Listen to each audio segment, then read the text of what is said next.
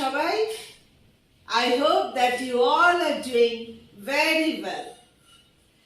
Now I would like to welcome all of you to my English class. Today we will discuss the second part of The Tiger King, which will comprise part 3 and 4 of the story. So let's start.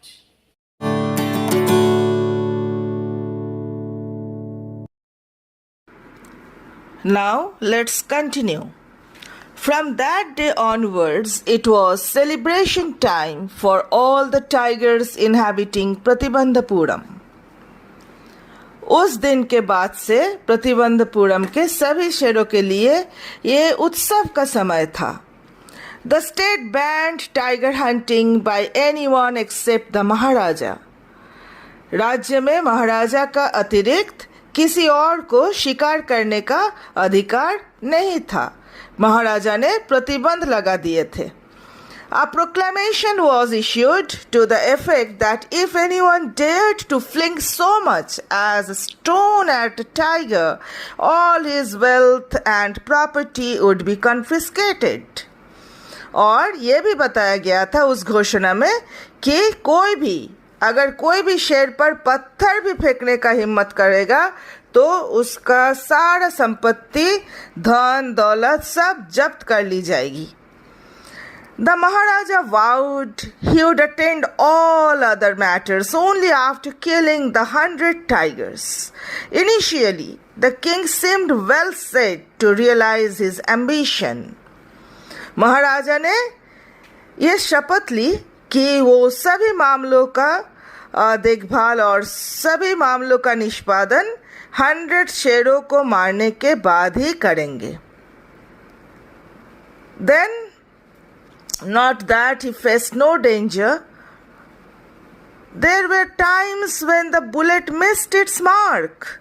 The tiger leapt upon him and he fought the beast with his bare hands. Each time it was the Maharaja who won. ऐसा नहीं था कि महाराजा ने खतरों का सामना नहीं किया था. ऐसा बहुत बार ऐसा संजोग आया कि जब गोली का निशाना चूक गया और शेर उन पर लपका, एकदम जंप कर दिया उनके ऊपर, और उनको बहुत बार ऐसा भी हुआ कि उनको निहत्था लड़ना पड़ा, लेकिन हमेशा महाराजा की ही जय हुआ अब तक. At another time, he was in danger of losing his throne. A high-ranking British officer visited Pratibandhapuram. He was very fond of hunting tigers. एक बार और ऐसा मौका आया कि महाराज को लग रहा था कि अब तो ये सिंहासन खोने का खतरा में आ गया है. बड़े बड़े हाई प्रोफाइल का बड़े पदाधिकारी जो थे, ब्रिटिश ऑफिसर, वो प्रतिबंधपुरम में आ गए थे और वो भी शेरों का शिकार करने का बहुत ज़्यादा शौकीन था. And fonder of being photographed with the tigers he had shot.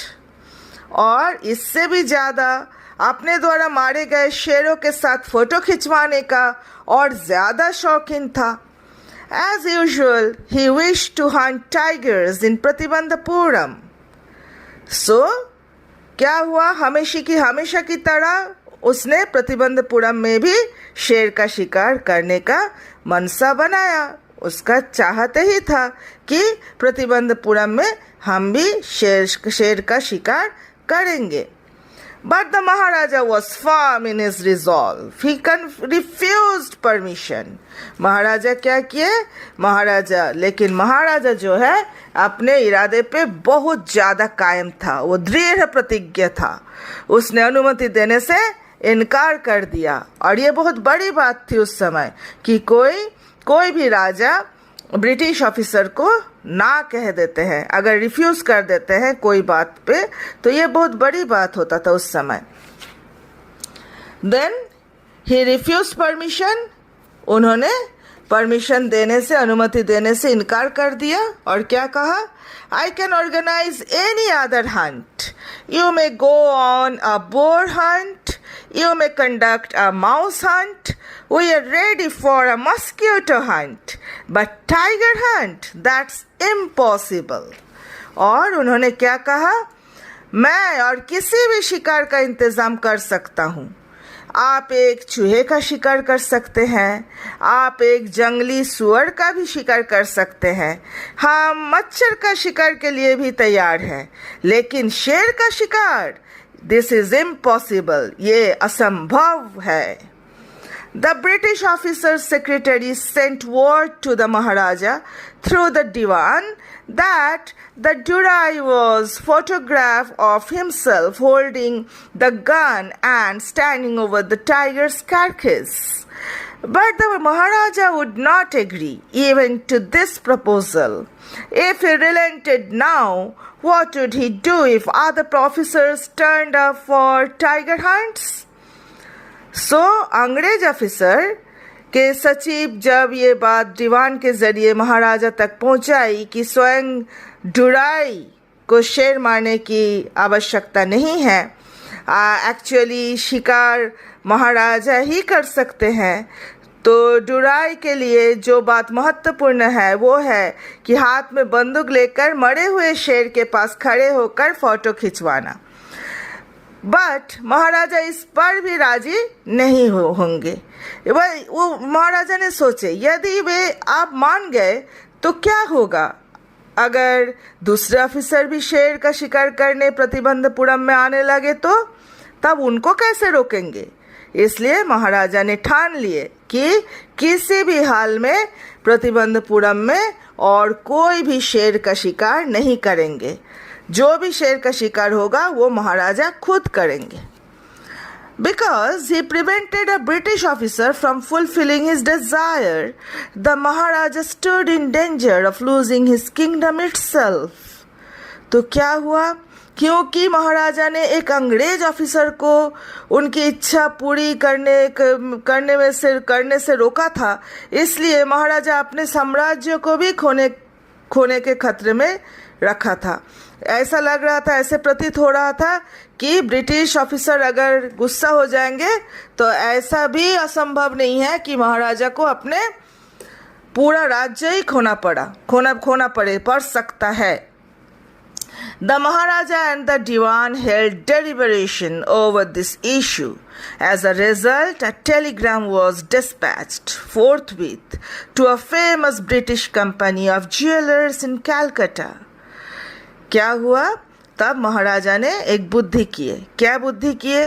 महाराजा तथा दीवान दोनों मिलके इस विषय पर विचार विमर्श किए और एज अ रिजल्ट फलस्वरूप क्या विमर्श किए और फलस्वरूप क्या नतीजा में पहुंचे कि कलकत्ता में एक अंग्रेजी ज्वेलर्स के कंपनी के पास तुरंत एक टेलीग्राम भेजा गया.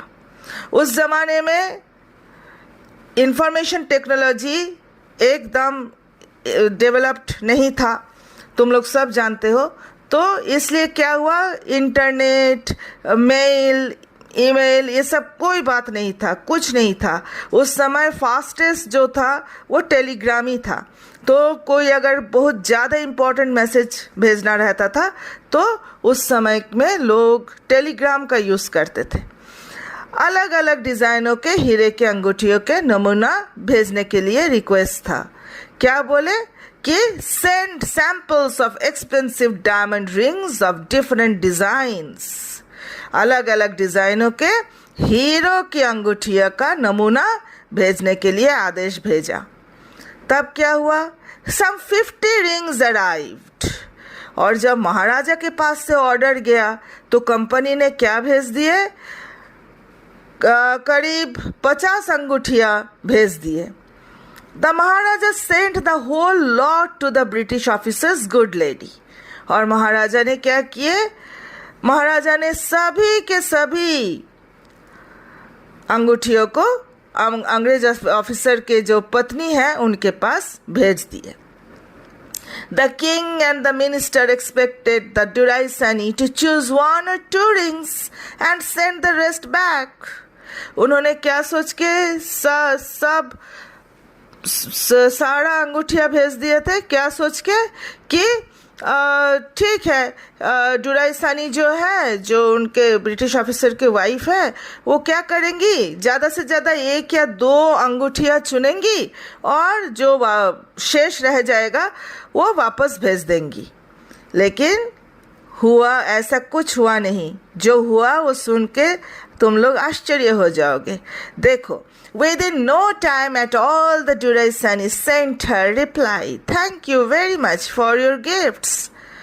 उन्होंने एक भी अंगूठी वापस नहीं भेजे, उल्टा क्या किए, बिना समय गवाए डुराइसानी ने अपने उत्तर में क्या भेजे कि आपके गिफ्ट्स के लिए बहुत बहुत धन्यवाद, many thanks. ओके, सो क्या बताए कि thank you very much for your gifts बोल के सारे के सारे 50 हीरो के अंगूठी रख लिए। सो in 2 days a bill for 3 lakh of rupees came from British jewelers. और क्या हुआ, 2 दिन के बाद ही ब्रिटिश ज्वेलर्स के यहाँ से कितना रुपया का बिल आया था, 3 लाख रुपया का बिल आया था। 3 लाख उस जमाने में बहुत बड़ा रकम होता था, बहुत बड़ा रकम होता था, 3 लाख रुपया। The Maharaja was happy that though he had lost 3 lakh of rupees, he had managed to retain his kingdom. लेकिन इतना पैसा गंवाने के बाद भी महाराजा बहुत खुश थे, बहुत ज़्यादा खुश थे। क्यों? हालांकि उसने 3 लाख रुपए खो दिए थे, लेकिन ये बात पे उनका खुशी था कि अपना साम्राज्य को बचाने में वो कामयाब हो गए थे। Now let's proceed towards the 4th part of this chapter. The Maharaja's tiger hunts continued to be highly successful. Within 10 years, he was able to kill 70 tigers, and then an unforeseen hurdle brought his mission to a standstill. The tiger population became extinct in the forest of Pratibandhapuram. Who knows whether the tigers practiced birth control or committed harakiri, or simply ran away from the state because they desired to be shot by British hands alone? महाराजा के शेर के शिकार लगातार सफल हो रहे थे। केवल 10 वर्ष में ही उन्होंने 70 टाइगर मारने में सफल हो गए थे। तब जाके अचानक एक बाधा उनके मिशन को रोक दिया था। क्या हुआ था? शेरों की जो आबादी थी प्रतिबंधपुरम में, वो जंगलों में से लुप्त हो गई। कौन जानता था कि ये शेर जन्मदर पर नियंत्रण रखने लगे थे, या वो सिर्फ राज्य से इसलिए भाग गए थे कि वो केवल अंग्रेजों के ही हाथों से मरना चाहते थे। One day the Maharaja sent for the Diwan. Diwan Sahib, aren't you aware of the fact that 30 tigers still remain to be shot down by this gun of mine? He asked, brandishing his gun. एक दिन महाराजा ने अपने दीवान को बुलाए और पूछे, दीवान साहब, क्या आपको इस बात का जानकारी नहीं है कि मेरी इस बंदूक से और 30 शेर मारना बाकी है? ये बात उन्होंने अपने बंदूक को दिखाते हुए कहे। Shuddering at the sight of the gun, the Diwan cried out, Your Majesty, I am not a tiger. ये देख के, बंदूक को देखकर दीवान बहुत डर गए और थरथराते हुए कहे, श्रीमान जी, मैं शेर नहीं हूँ। Which idiot would call you a tiger? तब राजा ने, महाराज ने बोले, कौन मूर्ख आपको शेर कहता है? No, and I am not a gun. तब दीवान साहब ने बोले, नहीं, और मैं एक बंदूक भी नहीं हूँ। तब महाराज ने क्या बोले, You are neither tiger nor gun, दीवान साहब. I summoned you here for a different purpose. I have decided to get married. तब महाराज ने उनको शांत करते हुए बोले कि नहीं दीवान जी, आप ना ही तो एक बंदूक हो और ना ही शेर हो। दीवान साहब, मैंने आपको एक दूसरे उद्देश्य के लिए बुलाए हैं। मैं विवाह करने का निर्णय लिया हूँ। The divan began to babble even more. Your Majesty, I have 2 wives already. If I marry you, Your Majesty, please think it over. Your ancestors were married to the sword. If you like, marry the gun. A tiger king is more than enough for the state. It doesn't need a tiger queen as well.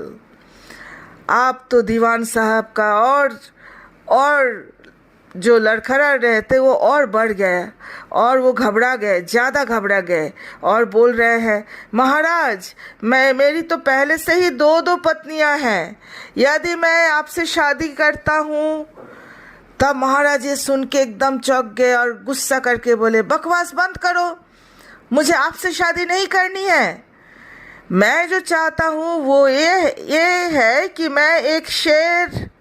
इतना ही बोले थे कि दीवान साहब ने फिर बोलना शुरू कर दिए, महाराज कृपया इस बात पे थोड़ा सोचिए।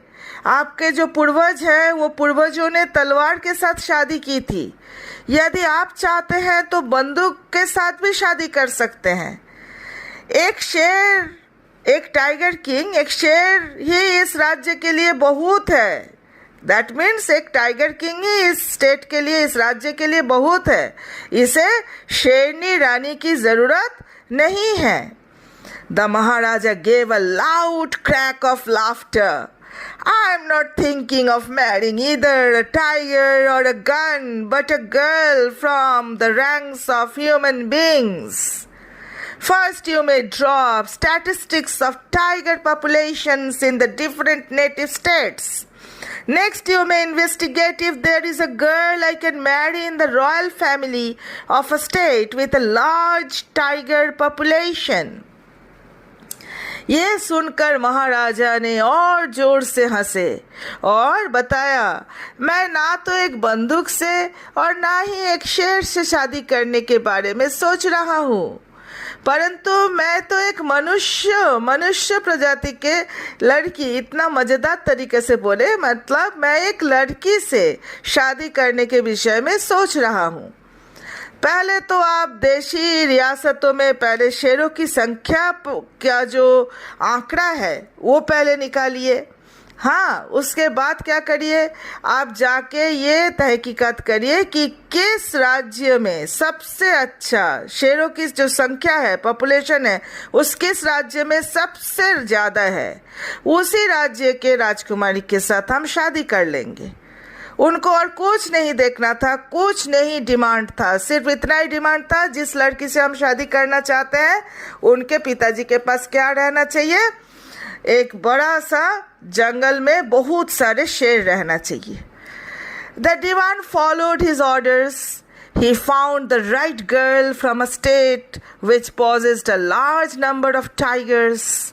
अब दीवान ने उनकी आज्ञा का पालन कर भी लिया। उन्होंने एक ऐसा जगह, एक स्टेट ढूंढ लिया जिनका एक उचित माने बहुत सुयोग्य लड़की के साथ उनका शादी का सारा बात ठीक कर लिए। जिनमें से क्या था, उनका टाइगर किंग का डिमांड जो था वो भी फुलफिल हो गया, जिनके पिताजी के पास बहुत संख्या में शेर भी थे।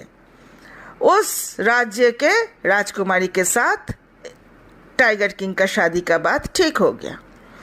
महाराजा जंग बहादुर killed 5 or 6 tigers each time he visited his father-in-law.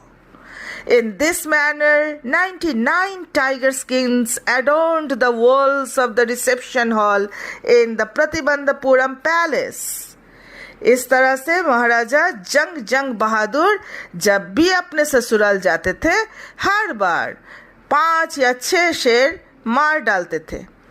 इस प्रकार से वो 99 शेर के जो स्किन्स है, जो खाल है, वो प्रतिबंधपुरम के महल के स्वागत कक्ष में क्या किए थे, उस कक्ष के दीवार में टंगा के रखे थे, उस दीवारों की शोभा बढ़ाते रहे थे ये 99 स्किन्स, टाइगर स्किन से।